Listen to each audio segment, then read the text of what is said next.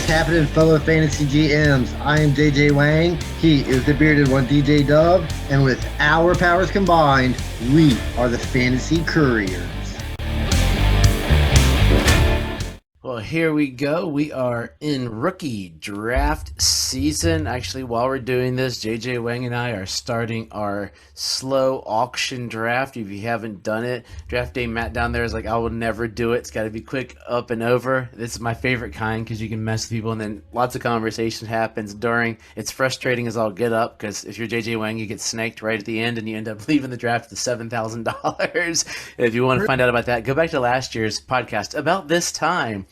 But today, we went through last week, did a mock draft, 2-round mock draft, and apologies for dragging my tail this week. I did not get that posted, but we did it. If you want to go hear it, go listen to it. My kids had dress rehearsal all week. They've been at play practice. They're at play practice now. We're recording early, so if anything happens over the weekend, yep, that's my fault because my kids they're in the Wizard of Oz doing that all weekend. But, I'm sure JJ Wang's going to be traveling with soccer or coaching soccer, I think, or something crazy coming up. Yeah, I'm actually refereeing this weekend, but there's a possibility I might be a coach. I mean, who knows? Crazier things have happened. Well, Zebra, it's going to rain, so you might get to yes. You might be okay. But today we do have a returning guest. I mean, the only other man I know that has great taste in football. If you're watching us on video, he's wearing his Miami Dolphins hat, so we know he's another glutton for punishment. Fins up, go Fins. But this is JJ Wang's cousin. Every time we'll have to give him a new name. Today he is Draft Day Matt. JJ Wang was excited to have him on, but I'm gonna let JJ Wang conduct this interview. It's a special kind of interview. We've never had a on-the-scene reporter, which is what Draft Day Matt is going to serve for us. So JJ Wang, take it away. Yes, I'll do my best here. So of course you are the first person I've known to have attended the draft. So I do have a few questions. I won't get too personal, but first thing I'd like to know is I was watching Pat McAfee a lot. Was you able to see his camera view from behind? Did you get around into any of that, or was that not available? Yeah, so probably didn't get into camera view. Just to say, I mean, there was a shit of people there, right? Like, I think they said like 275,000 was the end number, but I could throw a football to Pat. Like early in the day, we got down to the draft headquarters around like 2 p.m., right? And so we were walking around. It was packed. Everything had a line. But as we were walking around, we walked past, it was like a 3-story media setup. And so all the big dogs were in there. Pat was on the second floor, right? And so we saw his whole crew all day, right? Just up there getting ready. So that was pretty cool. And then you could get really close to the stage at like 3-4 o'clock. But after that, you start to get pushed back a little bit. There was a lot of people. It was rough. I'm not even gonna lie. Like we were down there, like I said, from about 2 to midnight, so about 10 hours, and it was all on your feet, right? And so, one thing I will say that I did have was I stood in line for about an hour and 20 minutes for Mama's Kitchen, right? Which is M&M's, restaurant in Detroit, right? So that was pretty good. But the experience was really cool. This hat came from there, right? So legit draft day, Dolphins cap from the draft, but there was a line for everything, man. And what made me think of is like, when the Caps won the Stanley Cup, right? And I went and wanted to take a picture with the cup. I had to wait like 9 hours in line to touch the cup, right? But it's like when you go to a city that's not used to like winning or hosting events like this because they've sucked for so long in every sport for mostly like the last 30 years. It was kind of chaotic in a way, so I feel like they had to be pretty prepared. So I mean, what was like? So if you had to go to the bathroom, I mean, did you have to plan your bathroom trip like 20 minutes? Like, I feel like I got to go to the bathroom. Let me go stand in line now because it's going to be that long. Yeah. Or it was because I feel like Well, yeah, and you had to walk. It wasn't like there was a bathroom right around the corner, right? So it was a good distance walk because they had a bunch of blocks blocked off for the draft, right? And so yeah, like I started drinking, right? Like yeah, I'm gonna get drunk, right? But then I started having to pee a lot, right? And when I started having to piss a lot, like it was all bad because you would feel it, right? And then you're like, all right, I gotta go now because by the time it happens, I'm gonna have to go real bad. So it was like, it was like it reminded me like a festival concert type of I wanted to, atmosphere. I wanted to ask you about that. I know you've been to Bonnaroo. Yeah. What? How's it like people wise? Was it like just as crowded, or was is it? Okay. Well, so like to compare the two, Bonnaroo probably when I was there had about 80 to 90,000 people. This had 275, and it was like people, dude, it was insane. Like at one point when the draft was getting ready to start, they brought cops in with horses, right? And they were blocking off a part of the street. So if you were not in the right area of the draft, they wouldn't allow you up to the stage because there were so many people. It was a safety concern, and so it was like riot cops coming in, man, because people were pissed. Like that's the part you don't see on TV, right? Like it would kind of got kind of crazy for a second. That was Thursday night, right? And so that was like round one, which is which was it was insane. So, were you able when you got your hotel? How far did you have to walk, or was you able to Uber in? I feel like, of course, you'd probably get as close as you can. I imagine with that many people, Yeah. it might be really hard to get a hotel that close. Yeah, so we stayed on kind of the outskirts. It was about like 20 minutes away, on the outside. So like if you're talking like DC, probably like Vienna or something like that. And we stayed at an Airbnb. And my Patch, Kyle Patch, who he plays fantasy. His family lives there, so we were able to hang out with them, and then we kind of all went in. But interesting enough, since talking about Uber, um, we got down there with an Uber, normal, like I don't know, it was like 30 or $40, right? But leaving, it was $160. Whew. $160. I look, I've been to a lot of places, to a lot of big events, at a lot of different places. That was the most I've ever seen an Uber in my entire life. I, Ever. I, I can imagine those guys were just banking. Like they had to be with that many people. They had to be in such a high demand. They could charge whatever they want if you want to get home, right? Yeah, yeah, man. It was that part was crazy. So we went back down.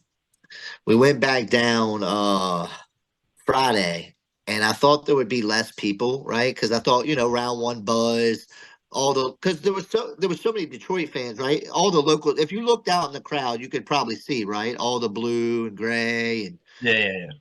right, and then of course the guys that went with us, Patch is a Lions fan, and the other guy that went with us and stuck it out for 10 hours. There's only three of us.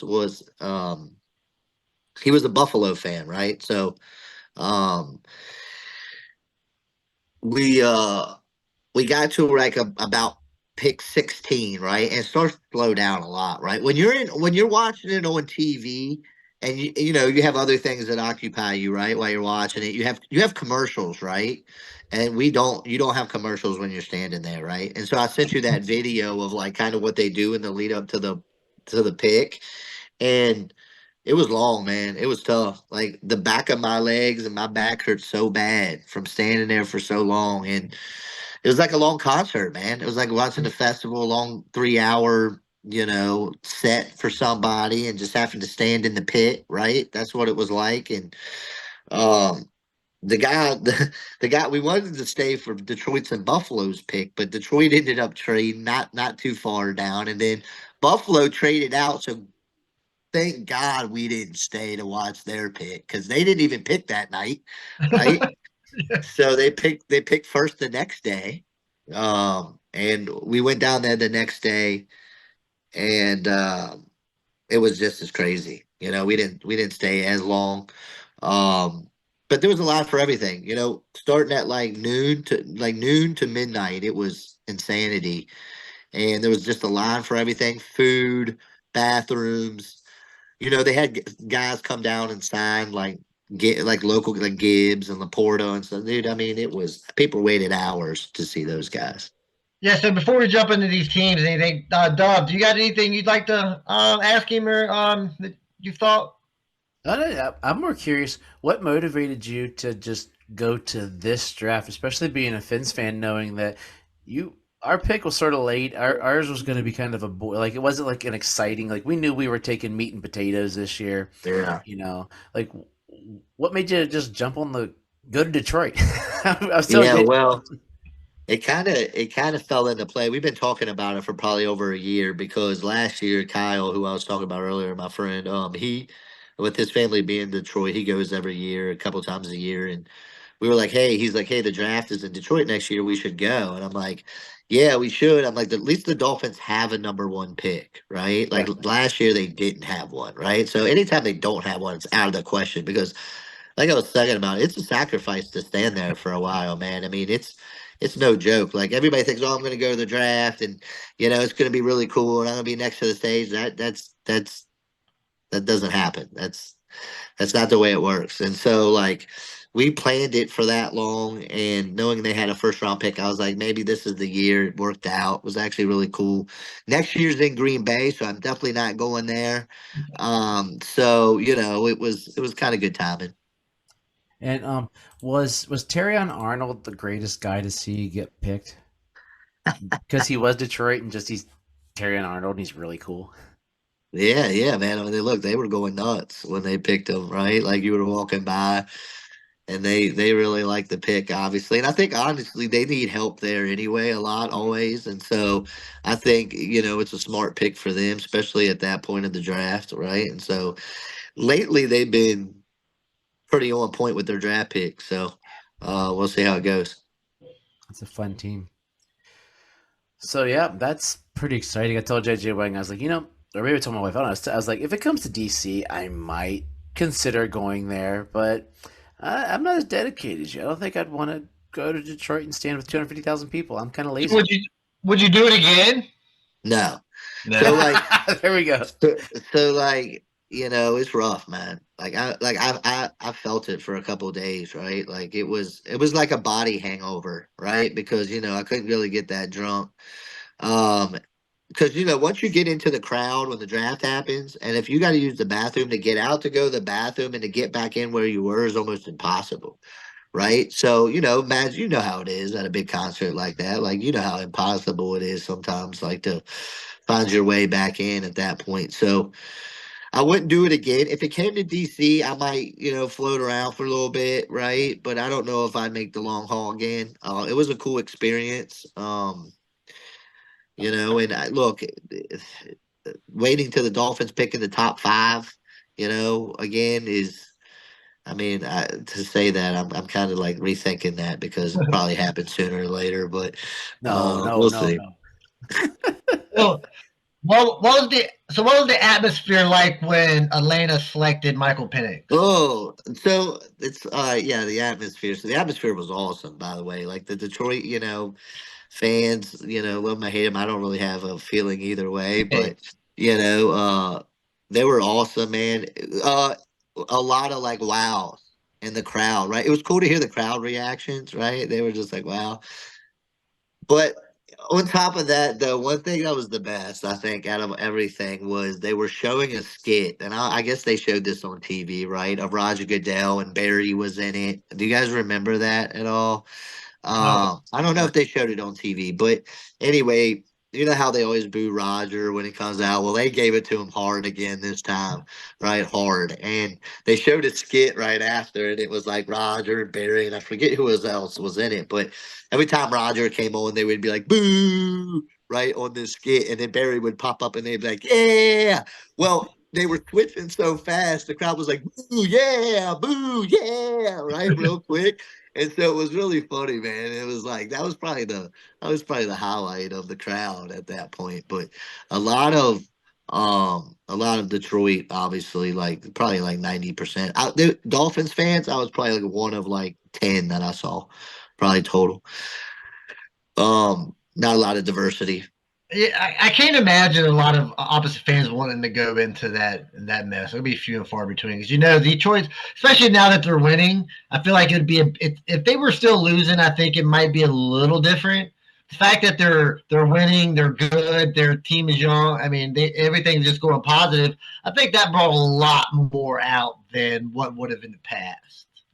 No, for sure. And I think because, I'm a Dolphins fan, right? We're far away from Detroit geographically and, divisionally, right? And so like I wasn't walking in there in a Bears uniform, right? Or a Green Bay, right? So, they don't mess with Dolphins fans really. They probably like the Dolphins just because of Miami. But every time Packers or Bears or anybody picked, right, they were booing Caleb Williams like crazy when he got picked and anytime they saw him. So really homers, right, from the division standpoint too, in the atmosphere. It was cool, man. It'd be cool to like I think I would do it again, honestly, not DC. I would do it if it was in Miami, I would go. And because it would be cool to just be around 80% Dolphins fans and be in the crowd that like if when they pick it's cheers and that I think that would be cool. But other than that, I'm out. All right, so that last question before we jump into some of the later round draft guys. Yeah. With that many people, did you see any good fights? There had to be a fight or two break out somewhere. Nothing. Dude, like that's a good question, and we actually talked about this afterwards. We're like, we did not see anything. That's You crazy. know, we That didn't see a fight, an argument between football. It was really that it's I know, and I'm thinking about it again now, and it's like it's really amazing because football is one of those things that'll start a fight anywhere. I mean, you see people fighting in the stands all the time now, more than ever, right?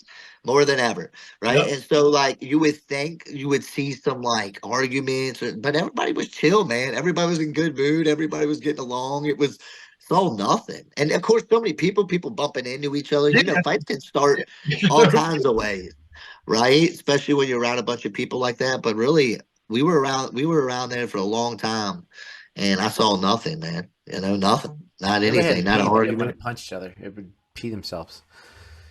It's I mean, true. I mean, I don't know. You that fight might go on for a long time, and who knows what would happen if a fight broke out. I mean, gangbusters. that's a pretty big bar fight happening. That could happen up in that place. So So I know I said last question, but this would be my last question. What was the woman population like? I mean, was it just like all dudes, or was there was some women for like football fans in there? yeah, It'd be hard for a woman in that mess.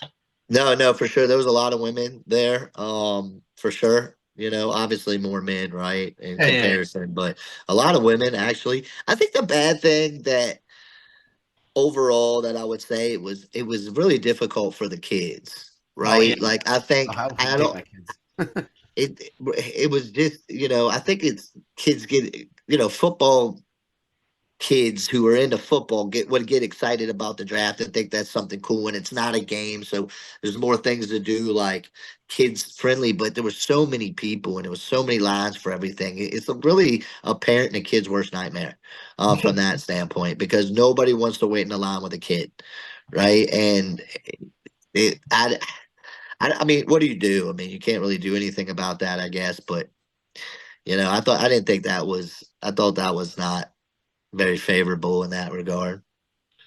Yeah, that makes sense. I mean, I don't know Yeah. how much of like family thing that would really be, especially for the kids. All right. So, I mean, appreciate you, Dub, discussing that with us. I know DJ Dubs, myself, got a few guys we'd like to send your way. Give us your opinion on them. Dub, you want to read them out? Yeah, what we're gonna do today is we're just gonna hit some guys. Last week we did our 2 round draft. This week we just throw out some random guys. They might be third, they might be fourth, they might be just names we're curious about what all the three of us think of. And I think Matt said he had a couple names as well. And we'll see what we get. We'll go probably about 10, 15 more minutes here as we do through this. So I'm gonna start with out in San Diego, and I'm gonna butcher. Kamani, is it Vidal or Vidal? How do you say his last name? Vidal. Right now. Out of Troy, coming to sort of a crap. Basically, he's going to be in the Baltimore Ravens backfield.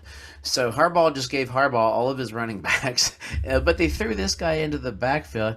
Gus Edwards is a little long in the tooth. They're going to power him through. J.K. Dobbins, we don't know. he just keeps pulling Achilles. But we got this kid coming in here 20. He'll be 23 till the season starts. So he's a smidge older. Not awfully tall, but he's a bowling ball. 5'8", 213. He's a later round pick. So could he practice squad? There's a lot of traction on him. What do you all think of him as far as we're looking at will he do anything this year? Or is he a dynasty stash? Is he even worth a dart throw? Go ahead, Matt. You can take this one first.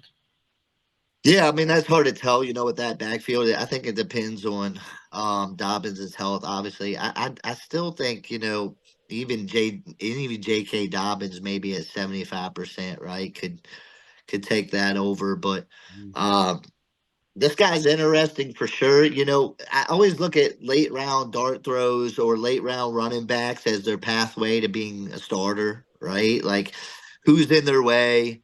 And so when you look who's in his way, I think there obviously is potential right there. There's some stuff to like already about his pathway to getting some touches, right? I don't think he's going to be um, a guy that ever gets, that's ever going to get to that starting position or get all the touches. But in that offense, right, we've seen a guy like Austin Eckler be what, top 3 back for a long time, right? And so it's a different offense, but still, I think Herbert and especially the quality of receivers they have right now, I think running backs are going to get a lot of touches on checkdowns and a lot of touches on that short yardage situation. So I think there's some interest here just because. And another thing I like here too is that this running back class this year is terrible. So overall, so I like. I would rather have chances at the late round guys this year because I like some of their pathway to touches than I would some of the spending some of the quality picks on some of the guys that are there. Yeah. So the way I see it is when you're looking at running backs, you're looking for opportunity. And what you got here, I think you got clear opportunity. If he makes the team, I think that's a good enough reason for me to have him on my team because all you need is an injury here, an injury there. What if he is better than the last time we seen J.K. Dobbins, he was running with a limp. So we don't know how healthy J.K. So he may never even play. I think this team is going to probably run more with Harbaugh. There's going to be a lot of ground and pound. I know they got Gus Edwards, and he's always been good, but I don't know how much longer he can be like the guy. And if they're going to run this much, I think there's going to be plenty of carries to go around. And I like his size. I think he's able to be a goal line back at certain opportunities. And plus he can be between the 20s as well. So I think he's worth a shot to put on at least your taxi squad. I mean, so there's you're just looking for opportunity. I think in this backfield, in this offense, I think there's gonna be plenty of opportunity. Well, let's add 3 pounds. Move to Buffalo and go with a guy who is very intriguing. His name would be Raymond Walter Jamar Davis. Is that his whole name? That's his entire name. I was like, we know him as Ray Davis, and he popped up. I'm like, I got to say his entire name. It's RA''MAHN Walter Zamar ZHAMAR Jamar Davis. I'm like, I just want a jersey that says Walter Jamar Davis to put him just to see if they can put all that on the back of his jersey. But he's basically 3 more pounds. But he seems to he's got an interesting Josh Allen problem because he could, if Josh Allen runs less, he could fit right into being the Thunder to James Cook's Lightning, keep Cook healthy, and you got, I mean, the measuring stick these days. In these days, it would be the old Saints backfield. You had Kamara, who was catching all the balls, which Cook could do, and then you had Ingram, which could be the Ray Davis role. But once again, Boulder Ball, a little bit later out of Kentucky. What do y'all think about that guy? So the way I see it, I think it just maintains James Cook's status of just where he is. I don't think he can be like that elite running back. I think this takes away from some of that. But then again, I think Josh Allen takes away from some of that as well. And I think Ray Davis can fit in. He can be that banger back because, of course, they're not going to use Cook for that. But like I said, this is just like the LA thing with Vidal. I mean, the opportunities here. If he's on the team, I think he's going to get opportunity. Now, what's his ceiling if he's not getting touchdowns? I don't think there is very much. I think he's going to be very touchdown reliant, and we all know what Josh Allen does around the goal line. Yeah, it's hard for me to say. Like he's going to be 25 when they start the That's true season, too. right? Yeah, that's true Right. too. I mean, he's got like 4 years. Hold on. He's got like 2.5, 3 years to get something done, right? Already before he's already like old as a running back. So I just don't. This guy. I mean, I think he's got talent. He's also injury prone. Like this guy has been banged up already in college. I don't know about him. I personally, I'm stay away from Ray Davis. I think to what JJ Wang just said about Josh Allen in the by the goal line, like like it'll kill anybody. Like it's gonna kill James Cook. Like so if it's kill James Cook, it's gonna kill Ray Davis, no matter when it is. And I just don't like the fact that James Cook sometimes is dominant, right? Not all the time, but I do think they'll. We always say, well, they're gonna give this guy carries because they're gonna take the weight off of James Cook. It always comes down to like what's happening in the game, and so that's not always guaranteed either, right? And so I'm just not. I would rather probably take a Vidal over Davis, just because I think that the scheme and what we talked about running the ball a lot, there's more chances of opportunities. All right, absolutely. I would much rather fight Gus Edwards for carries than James Cook. 'Cause I think James Cook is more of your RB1 type. I think you can take over for Gus Edwards. So yeah. Well, yeah, you're not only fighting James Cook, you fight Josh Allen. It's like you're the Yeah. third running back. Yeah, essentially, like I mean, Yeah. So we were talking about Gus Edwards and J.K. Dobbins. They're gone. In comes Derrick Henry, but also in comes Rasheen Ali, 5'11", 209, coming to the Ravens out of Marshall, Randy Moss's stomping grounds. We'll have to talk about. I don't know if anybody's seen the Tom Brady roast. I've watched bits and pieces. That's Randy Moss was killing me. He's like, "Give me a ring, Tom," but he's coming into a situation where there's a couple of guys there. Nobody really worried. I mean, Derrick Henry's old as dirt, but they're gonna run the snot out of him. I think he's got another year or two in him. What kind of what are you willing to throw this dart? So I really like Rasheen Ali, so I'm gonna let Matt go on this one first. yeah, to be honest with you, go ahead. I'm not. I don't really have a lot of Okay. information on him. So if you really like him, go ahead and hit it So up. while I was doing my awesome tape reviewing, watching these guys play on the field, I mean he looked solid. I mean he had a season where he got injured, but he come back and he performed well. And he's averaging 6 yards a carry, gets a lot of touchdowns. I know touchdowns don't translate, but when you score a lot of touchdowns in college, I mean it just he's got a nose for the end zone. So yeah. So what he's going up with here is I know there's not opportunity like front and center. We all know Derrick Henry's a beast of a man. He usually plays, every game. He does get injured from time to time, but as far as what's behind Derrick Henry, I'm not even sure what's behind Derrick Henry at this moment. But if Lamar Rasheen Jackson. Ali Is is Mitchell? Keaton Mitchell, yeah. Yeah, Mitchell. so he performed okay as a backup role. But if this guy gets on the field if with any opportunity, that's all it's going to take. I think he can outperform Keaton Mitchell as far as like running backs go. I know Keaton Mitchell's like a good receiving back, third down back. I'm not going to say Rasheen Ali is going to come in and take over all the carries, but we don't know how much longer Derrick Henry has. So, I mean, even if it's not this year, I think he's still worth having on your roster at some point for the opportunity when Derrick Henry moves on. Because if Derrick Henry does fall off at all this year, I can't imagine Baltimore being too interested in bringing him back, and then he can step into plenty of opportunities. So, yeah, it's definitely a dart throw, but I think it's one I would take.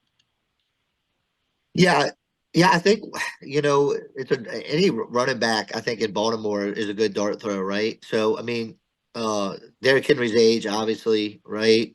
Again, it reminds me of Buffalo though, still, right? With Lamar Jackson, That's he true. again around the goal line, just another running back. Sometimes it takes away carries from the running backs, and so he's gonna have to prove like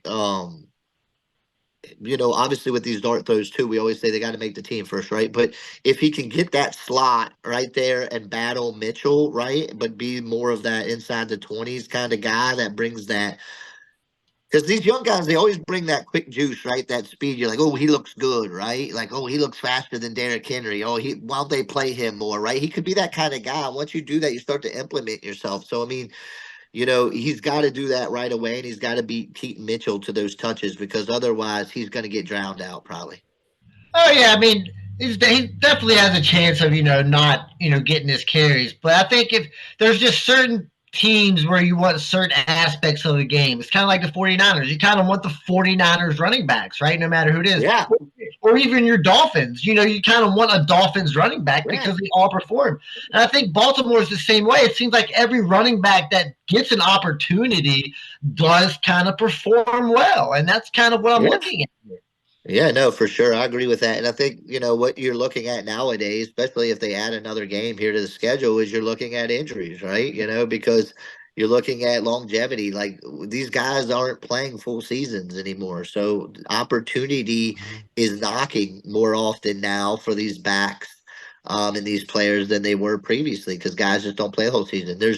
It's the whole Tom Brady, Drew Bledsoe thing, right? Like back in the day, right? Like you didn't see as many long-term energies where guys would come in and replace guys because they've been hurt, right? You see that so much more now, I feel like, because guys are hurt all the time. All the time.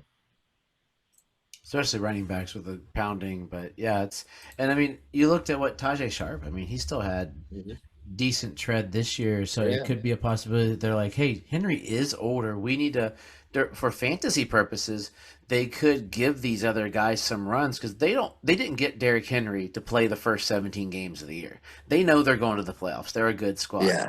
So they got him for December and January. So Derrick Henry, he might get 20 touchdowns and 800 yards, and they'll be like, "Hey, cool." I mean, he'll still do more, I think. But they'll sprinkle these other guys in because they realize that they need a healthy running back going in, and that will be a good heading into the next.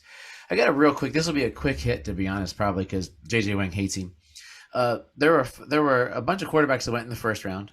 And then nobody really, and then Spencer Rattler. Spencer Rattler to New Orleans is a polarizing guy. I mean, dude's been in college since.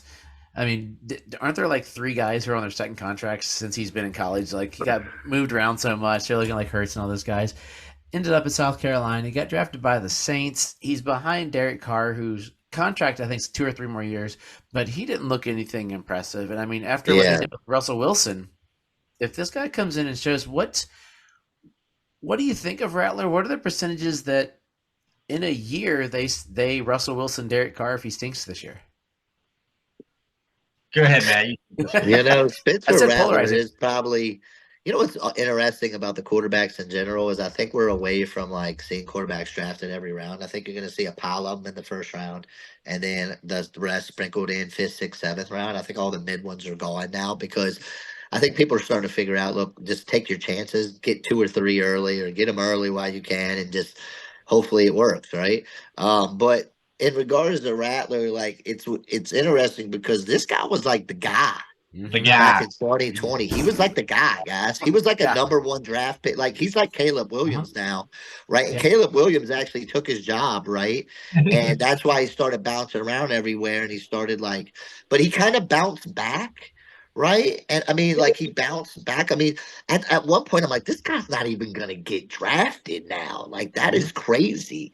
But he bounced back. And I don't know, man. You have to be really special to be 6 foot and play quarterback in the NFL, like special. Like you have to have something about you. Like, and I think they're trying to find, they're maybe thinking he has that special ability. Maybe if he sets for a couple years. Right. And maybe it's the old, like, hopefully, because I think people are realizing with quarterbacks they need to do that with some guys, especially when you draft them late. Like, let them set. Don't be throwing them out there, of course. And I don't think he will be anyway, but he's interesting. I would like to say that he could be decent. Will he ever be great? No, right? Like, he'll never be great because 6 foot in the NFL as a quarterback, you have to have something special about you. And I just don't think I just don't think he does at the end of the day, right? I think he's got good talent, but I just don't think he's special in any way. Yeah, I agree. I mean, like I'm not gonna sit here and say I hope he feels it anyway. I was not so watching the combat. So the first time I really seen him, like I was watching the combat, and then I kind of went back and kind of watched his games. Like his arm strength really wasn't all that, right? So if you go back and watch his film, he's kind of underthrowing guys. He can scramble a little bit, but it's like Matt brought up. He's 6 foot. So I mean, you either got to be really really fast and have a really really strong arm to make it at that point, and I don't think he just has neither one. So kudos to him for building his career back up. First off, because I didn't think he would even make it this far. So he's already proven me wrong once. Can he prove me wrong again? I guess there's an opportunity. I think he'll get a chance to play at some point. I think Derek Carr is absolutely awful. I think if they start winning, do you think if they're losing, do you think it's crazy that they just bring Rattler in and be like, hey man, have fun? They would have to be bad, and it'll have to be like only like 2 or 3 games left.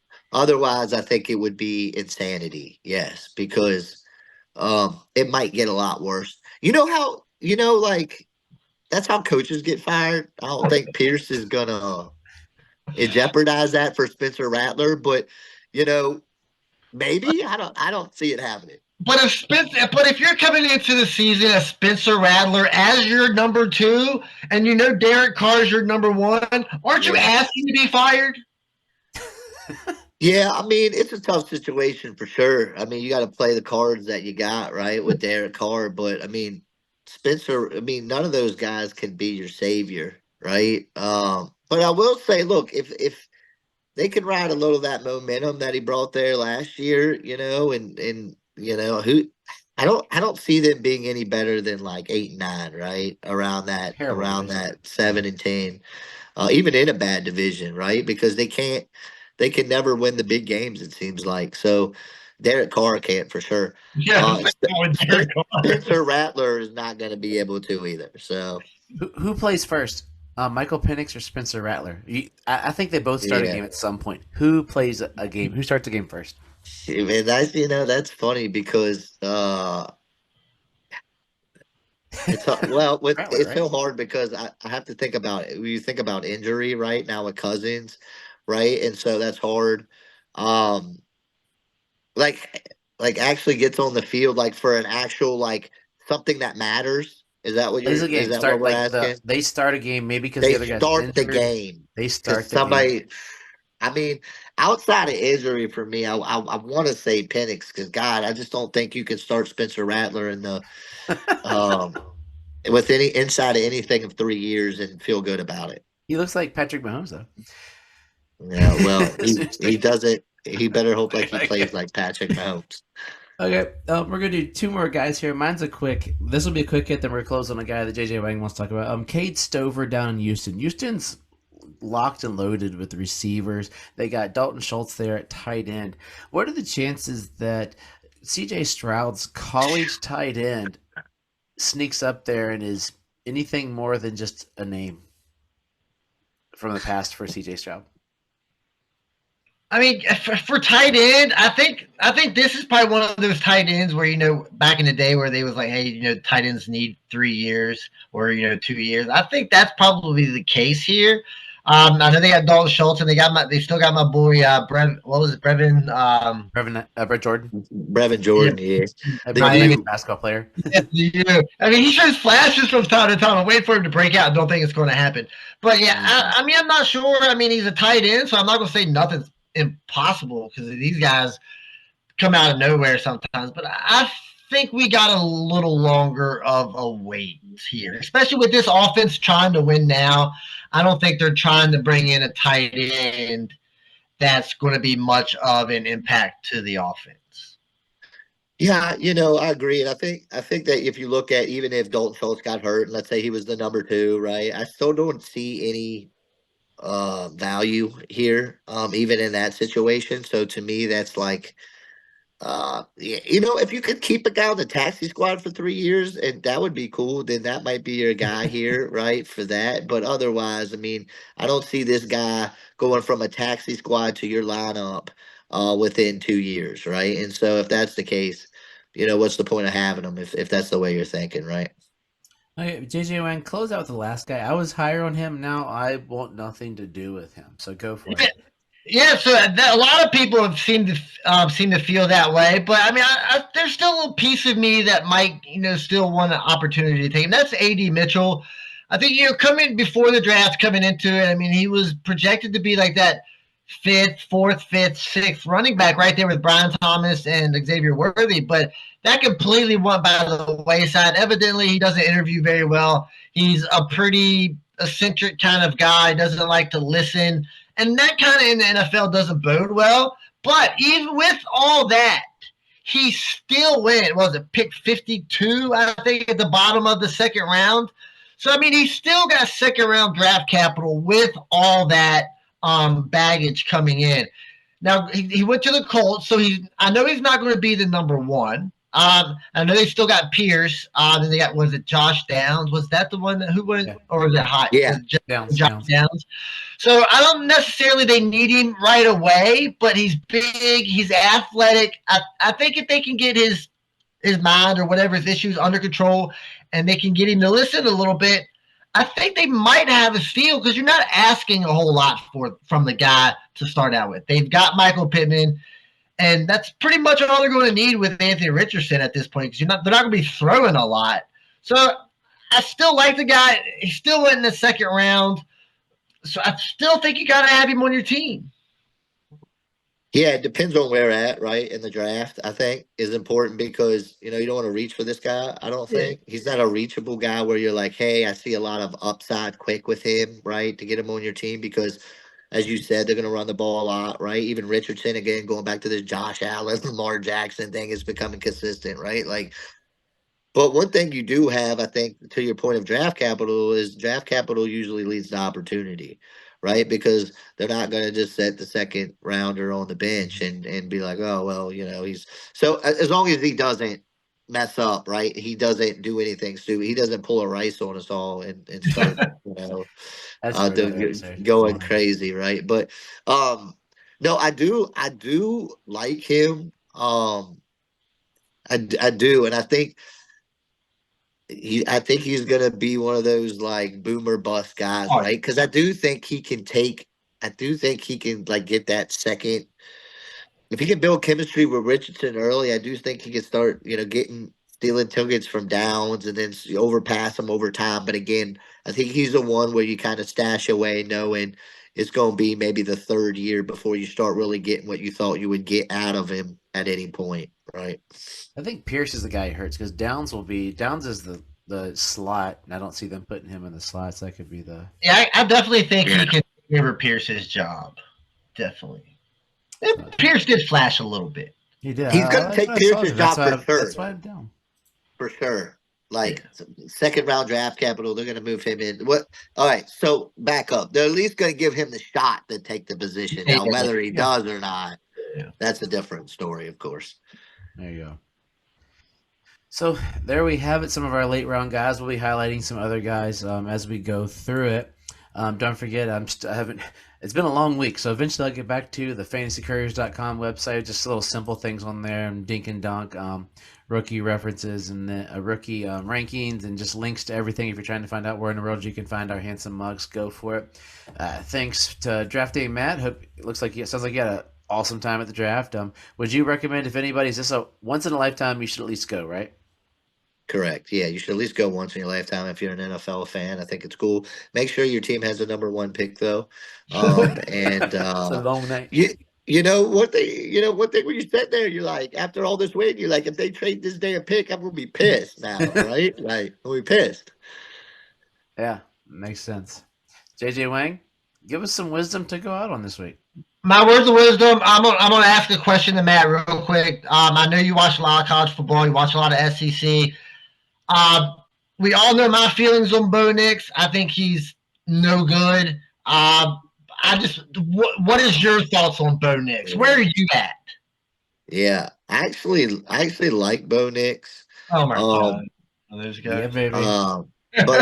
but I don't think Bo Nix is like I don't think Bo Nix is I like him. I think he's going to be okay, right? But I don't think he's going to be great, right? Is Like I think he's he Derek Carr? uh maybe, yeah. I mean, the thing is, it's like these guys, especially Bo Nix. See, Bo Nix to me is not a first round quarterback. So number one, right now, I think we put Too much number one like expectations on Bo Nix already, and I already think here we go again because we're gonna make these guys fail already because that's not what should happen. But like I said earlier, they're so top heavy on quarterbacks, which I can understand because you got to find that guy if you're gonna do Gotta anything get in one. the NFL. You got to find them, or you're gonna suck, right? And so that's why you see such of that big spread. So I understand the pick, but Bo Nix is not a first round quarterback. Bo Nix is like a second or third round quarterback, and so those are the expectations you should have for Bo Nix. Is what I'm going to say. Yeah, so there you have it from our Corey. Oh, go ahead, real I was quick. gonna say, JJ Wang, just an old reference for you. All you got to do is believe. That's all. I need. Well, we're going to be done leaving here pretty soon because he's supposed to be debuting out here on wrestling real quick. So we need to make that happen. Yeah, Dude, so Bo Nix and Bo Believe that That might would be a be thing in awesome. the hey that might be a thing in the NFL coming soon. He'll be in the Coming faction too. soon. That's what I'm saying. Just wait, just wait. You might be hating some Bo Believe here soon. I mean, I'm not going to say it's not possible. I know Sean Payton's a good coach. I mean, he's going to get a chance to start right away. So I mean, I'll grab him somewhere just so I can say, hey, I had him on my team. I was smart enough to draft him, right? But yeah, so I would appreciate Matt coming on. Our Couriers correspondent as ground zero for the draft. Know it had to be fun. So yeah, as always, trust yourself and trust the process.